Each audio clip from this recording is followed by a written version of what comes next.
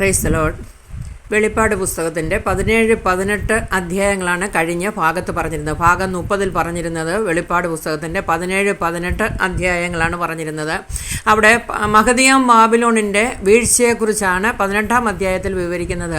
മഹദിയാം Babylon എന്ന് പറയുന്നത് ഒരു ലോകശക്തിയായിട്ട് ലോകത്തെ വശീകരിച്ച് പാപത്തിൽ അകപ്പെടുത്തി തിന്മയിൽ അകപ്പെടുത്തി ലോകത്തെ വീഴിക്കുവാൻ വന്ന ഒരു സാത്താന്യ ശക്തിയായിട്ട് ലോകരാജ്യങ്ങളെയൊക്കെയും വശീകരിക്കുന്ന അതെ പല നിയമങ്ങളും പലതായ വ്യവസ്ഥകളും കൊണ്ടുവന്ന് ലോകത്തെ വശീകരിച്ച് കളയുന്ന ഒരു ശക്തിയായിട്ടാണ് 18-ാം അധ്യായത്തിലെ മഹദിയാം ബാബിലോണിനെ കുറിച്ച് വർണ്ണിച്ചിരിക്കുന്നത്. 19-ാം അധ്യായമാണ് ഇന്ന് പറയുവാൻ ഉദ്ദേശിക്കുന്നത്. 19-ാം അധ്യായത്തിൽ അതിൻ്റെ 1-ാം വാക്യത്തിൽ മഹാവേശ്യയെ ദൈവം നീതിയോടെ ന്യായം വിധിച്ചാൽ മഹാപുരുഷാരം ഉച്ചത്തിൽ ദൈവത്തെ സ്തുതിക്കുന്നതായിട്ട് യോഹന്നാൻ കേട്ടു എന്നാണ് പറയുന്നത്. രക്ഷയും ബഹുമാനവും ശക്തിയും മഹത്വവും നമ്മുടെ കർത്താവായ ദൈവത്തിനുള്ളത് കൊണ്ട് എന്ന് പറഞ്ഞുകൊണ്ട് അവർ പാട്ടുപാടുകയാണ്. ദൈവത്തിന് മഹത്വം അർപ്പിക്കുകയും പാട്ടുപാടുകയും ചെയ്യുന്നു. മഹാവേശ്യയെ ദൈവം ന്യായം വിധിച്ച് നശിപ്പിച്ചത് കൊണ്ട് അവനുള്ള മഹത്വത്തിൻ്റെ പ്രദർശനമായിട്ട് അവിടെ പാട്ടുപാടുകയാണ്.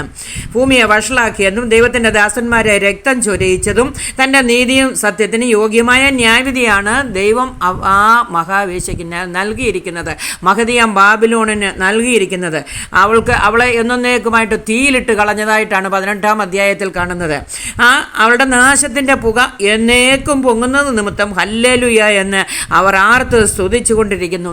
അനീതിയെ നശിപ്പിച്ചു കളഞ്ഞ ദൈവത്തിൻ്റെ പ്രവൃത്തിയെക്കുറിച്ച് അവിടെ ദൈവ ഭക്തന്മാർ, അതായത് 24 മൂപ്പന്മാരും 4 ജീവികളും ഉച്ച സ്വരത്തിൽ ഹല്ലേലൂയ എന്ന് പറഞ്ഞ് ആർത്തുകൊണ്ടിരിക്കുന്നു. തുടർന്ന് 19-6 നാം നോക്കുകയാണെങ്കിൽ സർവശക്തിയുള്ള കർത്താവ് രാജ്യത്വം ഏറ്റെടുത്തത് കൊണ്ട് മഹത്തായ ഒരു ഗാനം ആലപിക്കുന്നതായിട്ട് ഇവിടെ കാണുന്നു. അത് പെരുവെള്ളത്തിൻ്റെ ഇരച്ചിൽ പോലെയും തകർത്ത ഇടിമുഴക്കം പോലെയുമായിരുന്നു. 19-7-8 വാക്യങ്ങൾ നാം നോക്കുമ്പോൾ മഹോപദ്രവം തീർന്നു, ബാബിലോണിന് ന്യായം വിധിക്കപ്പെട്ടു, ഇനിയും അടുത്ത് വരുവാനിരിക്കുന്നത് കുഞ്ഞാടിൻ്റെ കല്യാണമാണ്. കർത്താവിൻ്റെ സഭയാം മണവാട്ടി സന്തോഷത്തിൻ്റെ ആ മഹാമുഹൂർത്തത്തിനായിട്ട് തയ്യാറായി കഴിഞ്ഞിരിക്കുകയാണ്. വിശുദ്ധന്മാരുടെ നിത്യപ്രവർത്തികളാകുന്ന ശുഭ്രവും ശുദ്ധവുമായ വിശേഷം വസ്ത്രങ്ങൾ കൊണ്ട് സഭ തന്നെത്താൻ അലങ്കരിച്ചിരുന്നു. 19-9 കുഞ്ഞാടിൻ്റെ കല്യാണ സദ്യയ്ക്ക് ക്ഷണിക്കപ്പെട്ടവർക്ക് ഒരാശീർവാദ വചനം എഴുതുവാനായിട്ട് യോഹന്നാൻ ആവശ്യപ്പെട്ടതിന് പ്രകാരം യോഹന്നാൻ എഴുതുകയാണ്. സഭ ക്രിസ്തുവിൻ്റെ മണവാട്ടിയും ബാക്കിയുള്ള എല്ലാ വിശുദ്ധന്മാരും കുഞ്ഞാടിൻ്റെ കല്യാണത്തിന് ക്ഷണിക്കപ്പെട്ടവരുമത്രേ. എഴുതുക, ഇത് ദൈവത്തിൻ്റെ സത്യവചനം എന്ന് പറഞ്ഞുകൊണ്ടാണ് ദൂതൻ ഈ ആശീർവാദ വചനം അവിടെ എഴുതുന്നത്. 10-ാം വാക്യത്തിലെ ആരാധിപ്പാൻ എന്ന വണ്ണം യോഹന്നാൻ ദൂതന്റെ കാൽക്കൽ വീണുവെങ്കിലും ദൂതൻ അതിന് സമ്മതിച്ചില്ല. ദൈവം മാത്രമേ ആരാധന സ്വീകരിപ്പാൻ യോഗ്യനായിട്ടുള്ളൂ എന്നാണ് ദൂതനോട് പറയുന്നത്. മറ്റാരും ആരാധനയ്ക്ക് യോഗ്യനില്ല, ഒരുവൻ മാത്രം, സർവശക്തനാകുന്ന ദൈവം മാത്രമേ ഉള്ളൂ ആരാധനയ്ക്ക് സ്വീകരിപ്പാൻ യോഗ്യനായവന്. യേശുവിൻ്റെ സാക്ഷ്യമുള്ള സഹോദരന്മാർക്കും യോഹന്നാനും സഹവൃത്യൻ മാത്രമാണ് ഞാനെന്നാണ് ദൂതൻ അവിടെ പറയുന്നത്. അപ്പോൾ ദൂതനെ വന്ദിക്കേണ്ട, വണങ്ങേണ്ട, ആരാധിക്കേണ്ട, അങ്ങനെ ചെയ്യരുത് എന്ന് പറഞ്ഞ് ദൂതൻ അവിടെ വിലക്കുകയാണ് യോഹന്നാൻ അപ്പോസ്തലനെ. യേശുവിൻ്റെ പ്രവചനത്തിൻ്റെ യഥാർത്ഥ ലക്ഷ്യം യേശു ക്രിസ്തുവിൻ്റെ ആളത്വത്തിനും പ്രവൃത്തിക്കും സാക്ഷ്യം പറയുക എന്നുള്ളതാണ്. അതാണ് ദൂതൻ പറയുന്നത്. ദൈവപുത്രനായ യേശു ക്രിസ്തു സാക്ഷ്യം വഹിക്കുന്നവനാണ് ഈ ദൂതന്. ഈ പുസ്തകത്തിൻ്റെ ബാക്കി ഭാഗം, അതായത് 11-ാം വാക്യം മുതൽ താഴോട്ട് നോക്കുമ്പോൾ ഈ പുസ്തകത്തിൻ്റെ ബാക്കി ഭാഗം വിവരിക്കുന്ന സുപ്രധാന സംഭവങ്ങളിലേക്ക് കിടക്കുന്നത്. നമ്മുടെ കർത്താവിൻ്റെ പുനരാഗമനത്തിലേക്ക് നാം എത്തിച്ചേർന്നിരിക്കുന്നു. ശത്രുക്കളെ ന്യായം വിധിക്കുക, തൻ്റെ രാജ്യത്തെ സ്ഥാപിക്കുക എന്നീ ലക്ഷ്യത്തോടെയാണ് കർത്താവ് വരുന്നത്. ഇത് സഭയുടെ ഉൽപ്രാപണമല്ല പറയുന്നത്. പിന്നെയോ ആ ഉൽപ്രാപണത്തിൽ കർത്താവ് മധ്യാകാശം വരെ വരുന്നുള്ളൂ. എന്നാൽ ഇത് ഭൂമിയിൽ വരുന്ന കാര്യമാണ് പറയുന്നത്. കർത്താവ് തൻ്റെ വിശുദ്ധന്മാരുമായി രാജ്യസ്ഥാപനത്തിനു വേണ്ടി ഭൂമിയിലേക്ക് വരുന്ന സംഭവമാണ് 19-ാം അധ്യായത്തിൽ വിവരിക്കുന്നത്. 19-ാം അധ്യായം നാം ശ്രദ്ധിച്ച് പഠിക്കുമ്പോൾ അത് ഉൽപ്രാപണമല്ല, പിന്നെയോ കർത്താവ് ഭൂമിയിൽ തൻ്റെ രാജ്യസ്ഥാപനത്തിനായിട്ട് വരുന്നു. അങ്ങനെ കർത്താവ് നീതിയാൽ വാഴുവാൻ ആഗ്രഹിക്കുന്ന ഒരു കൂട്ടം ജനത്തെ മാത്രമേ അവർ ഭരിക്കുവാൻ ആ പുതിയ ഭൂമിയിൽ ഭരിക്കേണ്ടതിന് പുതിയ യെരുശലേമിൽ അവിടെ വരുന്നത് നീതിയാൽ വാഴുവാൻ ആഗ്രഹിക്കുന്ന ഒരു കൂട്ടം ജനം. ആ ജനത്തെ മാത്രമേ അവിടെ കാണുന്നുള്ളൂ. 12-ാം വാക്യത്തിൽ അവൻ്റെ കണ്ണുകൾ അഗ്നിജ്വാലയ്ക്കൊത്തത്. ഇനി ന്യായം വിധിക്കുന്ന കർത്താവിനെ കുറിച്ച് നാം നോക്കുകയാണെങ്കിൽ അഗ്നിജ്വാലയ്ക്കൊത്ത കണ്ണുള്ളവൻ, ന്യായവിധിയുടെ അഗാധതയാണത് സൂചിപ്പിക്കുന്നത്. എല്ലാ മത്സരവും അവിശ്വാസവും മനസ്സിലാക്കുവാൻ അവന് കഴിയും. തലയിൽ അനേകം രാജമുടികൾ, മറ്റുള്ളവർക്കൊക്കെ വിജയത്തിൻ്റെ കിരീടം ലഭിച്ചു എന്ന് വരാം. എന്നാൽ രാജകിരീടം അണിയുവാൻ കർത്താവിൻ്റെ ശിരസ്സു മാത്രമേ യോഗ്യതയുള്ളതായിട്ടുള്ളൂ. കർത്താവിനല്ലാതെ മറ്റാർക്കും അറിയുവാൻ പാടില്ലാത്ത ഒരു നാമം എഴുതപ്പെട്ടതായി കർത്താവിനുണ്ട്. യാതൊരു ദൈവ സൃഷ്ടിക്ക് ഒരിക്കലും ഗ്രഹിക്കുവാൻ പര്യാപ്തമല്ലാത്ത മർമ്മങ്ങൾ ആ ക്രിസ്തുവിൻ്റെ ആളത്തത്വത്തിൽ അത് അന്തർലീനമായി കിടപ്പുണ്ട്. 13-ാം വാക്യം നാം നോക്കുമ്പോൾ അവൻ രക്തത്തിൽ മുക്കിയ ഉടുപ്പ് ധരിച്ചിരിക്കുന്നു. ക്രൂശിൽ ചൊരിഞ്ഞ രക്തമല്ലിത്, പ്രത്യുത ദൈവക്രോധത്തിൻ്റെ ചക്കിൽ ചൊരിയിച്ച തൻ്റെ ശത്രുക്കളുടെ രക്തമാണിത്. അവന് ദൈവവചനമെന്ന് പേർ വിളിച്ചിരിക്കുന്നു. ഒരാശയം പ്രകടമാക്കുവാനുള്ള ഉപാധിയാണ് വാക്ക് അഥവാ വചനമെന്ന് പറയുന്നത്. ക്രിസ്തുവിൽ ദൈവം സമ്പൂർണ്ണമായി മനുഷ്യവർഗത്തിന് തന്നെത്താൻ വെളിപ്പെടുത്തിയിരിക്കുന്നു. 14-ാം വാക്യം നാം നോക്കുകയാണെങ്കിൽ ക്രൂശിലെ കർത്താവിൻ്റെ കൂടെ സ്വർഗത്തിലെ സൈന്യമുണ്ട്.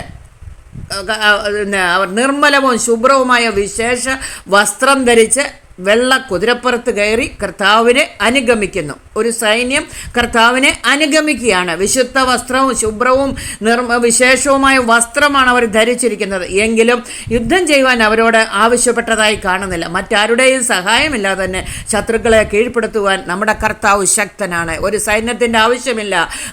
മറ്റൊന്നിൻ്റെയും ഉപാധി കൂടാതെ തന്നെ ശത്രുക്കളെ കീഴടക്കുവാൻ അധികാരമുള്ള കർത്താവിനെയാണ് നാം 19-ാം അധ്യായത്തിൽ കാണുന്നത്. അവൻ്റെ വായിൽ നിന്നും പുറപ്പെടുന്ന മൂർച്ചയുള്ള വാൾ കൊണ്ട് ജാതികളോട് അവൻ പോരാടുന്നു. ഇരുമ്പുകോൽ കൊണ്ട് അവരെ ഭരിപ്പാൻ വരുന്ന നമ്മുടെ കർത്താവ് സർവശക്തിയുള്ള ദൈവത്തിൻ്റെ കോപവും ക്രോധവുമായ മദ്യത്തിൻ്റെ ചക്കും എത്തിക്കുന്നവൻ അത്രേ. ഓ ഗ്ലോറി ജീസസ്. ഉടുപ്പിന്മേലും തുടമേലും ഇപ്രകാരം എഴുതിയിട്ടുണ്ട്, രാജാതി രാജാവും കർത്താതി കർത്താവും എന്ന്. മറ്റുള്ള ആരുടെയും ആധിപത്യത്തിന് കീഴ്പ്പെടേണ്ടവനല്ല. 19-ാം അധ്യായത്തിൻ്റെ 17-18 വാക്യങ്ങളിൽ രാജ്യ സ്ഥാപനത്തിന് തൊട്ടു മുമ്പേ ശേഷിക്കുന്ന ശത്രുക്കളെ നശിപ്പിക്കുന്നതിൻ്റെ പ്രതീകമാണ് ഈ വാക്യത്തിൽ നാം കാണുന്നത്. കഴുകന്മാരെയും പ്രസ്തുത അത്താഴത്തിന് ക്ഷണിച്ചിരിക്കുന്നു. കഴുകന്മാരെ എന്തിന്? ചെറിയവരും വലിയവരുമായ കൊല്ലപ്പെട്ടവരുടെ ശവങ്ങൾ കഴുകൻ തിന്നു തീർക്കും. ഇത് അന്ത്യന്യായവിധിയുടെ സമയമാണ്. ഇപ്പോഴുള്ള ഭൂമിയിലെ കാര്യങ്ങളല്ല വർണ്ണിക്കുന്നത്.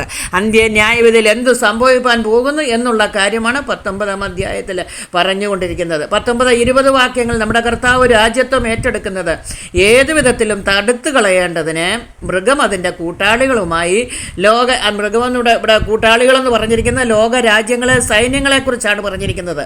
കർത്താവിനോടും അവൻ്റെ സൈന്യത്തോട് യുദ്ധം ചെയ്യുവാൻ അടുത്തു വരും. അന്ത്യസമയത്ത് ഇതൊക്കെ സംഭവിക്കും.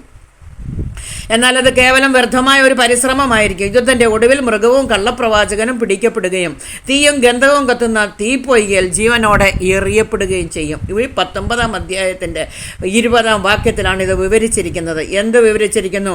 യുദ്ധത്തിൻ്റെ ഒടുവിൽ, അതായത് ലോകരാജ്യങ്ങളിലെ സൈന്യങ്ങളൊക്കെയും അടുത്ത് വന്ന് യുദ്ധത്തിന് ഒരുങ്ങുമെങ്കിലും യുദ്ധത്തിൻ്റെ ഒടുവിൽ മൃഗവും കള്ളപ്രവാചകനും പിടിക്കപ്പെടുകയും തീയും ഗന്ധവും കത്തുന്ന തീപ്പൊയ്കയിൽ ജീവനോടെ എറിയപ്പെടുകയും ചെയ്യും. ഇന്ന് മനുഷ്യരെ വഞ്ചിച്ച് നശിപ്പിക്കുന്ന കലഹലിയ ശക്തികളാണ് എതിർശക്തികൾ.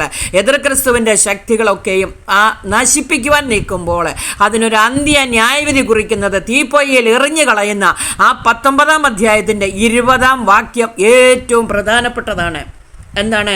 യുദ്ധത്തിൻ്റെ ഒടുവിൽ മൃഗവും കള്ളപ്രവാചകനും പിടിക്കപ്പെടുകയും തീയും ഗന്ധകവും കത്തുന്ന തീപ്പൊയ്കയിൽ ജീവനോടെ എറിയപ്പെടുകയും ചെയ്യും. 21-ാം വാക്യം ശേഷിച്ച മത്സരികളെ കർത്താവിൻ്റെ വായിൽ നിന്നുകൊണ്ട് ആ വാൾ കൊണ്ട് കൊല്ലുകയാണ്. അവരുടെ ശവശരീരങ്ങൾ ഭക്ഷിച്ച് പക്ഷികൾക്ക് തൃപ്തി വന്നു. വാൾ ദൈവവചനത്തെ സൂക്ഷിപ്പിക്കുന്നു. വചനം കൊണ്ട് ദൈവം ന്യായം വിധിക്കുന്നതായിട്ടാണ് അവിടെ കാണുന്നത്.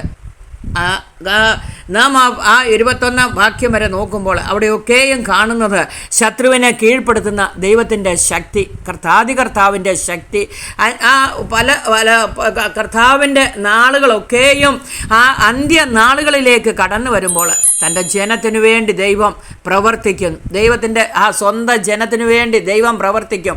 അവരെ ന്യായം വിധിച്ച് കളയുന്ന ഒരു കർത്താവ് ദൈവപ്രവൃത്തി അങ്ങനെ വെളിപ്പെടുത്തും. 19-ാം അധ്യായത്തിൻ്റെ അവസാന ഭാഗം നമുക്ക് സന്തോഷം നൽകുന്നതാണ്. ശത്രുവിനെ നിന്റെ പാദപിടമാക്കുവോളം നീ എൻ്റെ വലത്തു ഭാഗത്തിരിക്കുക എന്ന് കർത്താവിനോട് അരുളി ചെയ്യുന്നുവെന്ന് പറഞ്ഞ ആ വചനം ഇവിടെ നിവൃത്തിയായി. കർത്താവ് പാദപീഠത്തിങ്കിൽ ഇരുന്ന് നമുക്ക് വേണ്ടി മധ്യസ്ഥത ചെയ്തുകൊണ്ടിരിക്കുമ്പോൾ കർത്താവിൻ്റെ വചനം ഇവിടെ നിവൃത്തിയാകുന്നു. മനുഷ്യർക്ക് വേണ്ടി, ഹല്ലേലൂയ, കഷ്ടത അനുഭവിക്കുന്നവർക്ക് വേണ്ടി, പീഡനത്തിൽ കൂടി കടന്നു പോകുന്നവർക്ക് വേണ്ടി ദൈവം ഒരു നാൾ ന്യായം വിധിക്കും. ഒരു നാൾ യാഗപീഠത്തിൻ്റെ കീഴെ ഇരുന്ന് മുൻപുള്ള അധ്യായത്തിൽ കണ്ടിട്ടുണ്ട് നിലവിളിക്കുന്ന ഒരു കൂട്ടം ജനത്തെക്കുറിച്ച്.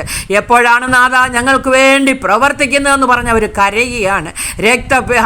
രക്തപാതകത്തിന് അവരെ രക്തം ചൊരിഞ്ഞ് അവരെ കൊന്നുകളഞ്ഞ് രക്തസാക്ഷികളായി തീർന്നവർ അവിടെ നിന്ന് വെച്ച് നിലവിളിക്കുന്നതായിട്ട് ഇവിടെ യാഗപീഠത്തിൻ്റെ കീഴിലിരുന്ന് നിലവിളിക്കുകയാണ്. എന്നാൽ ദൈവത്തിൻ്റെ സന്നിധിയിൽ ഇതിനൊക്കെയും മറുപടി കൊടുക്കുന്ന 19-ാം അധ്യായത്തിൻ്റെ 21 വാക്യങ്ങൾ നാം നോക്കുമ്പോൾ അന്ത്യന്യായവിധി, മൃഗത്തെയും കള്ളപ്രവാചകനെയും തീപ്പൊയ്കയിൽ തള്ളിയിട്ട് അവരെ കൊന്നുകളഞ്ഞു.